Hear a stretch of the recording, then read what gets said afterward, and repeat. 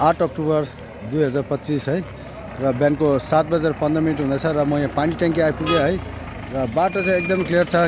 Gangtok to सिलगढीसम्म चाहिँ एकदम ट्राफिक जामहरू भेटेन बिहानको टाइममा र यहाँ म पानी ट्याङ्की चाहिँ आइपुगेको छु। हेर्नुहोस् यहाँ है पानी ट्याङ्कीको चाहिँ यस्तो छ। अहिले एकदम ओहोरदोहोर पनि हुँदैछ है इन्डिया र नेपालभित्र र यता चाहिँ इन्डिया हो र यहाँदेखि चाहिँ उता नेपाल हो।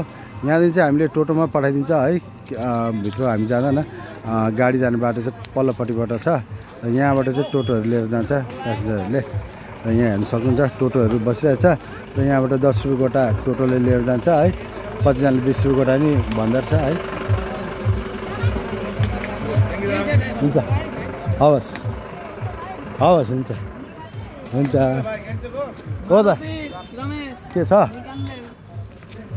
ल यहाँ सोध्दैछ गान्तोक हो भनेर राख भन्दैछ।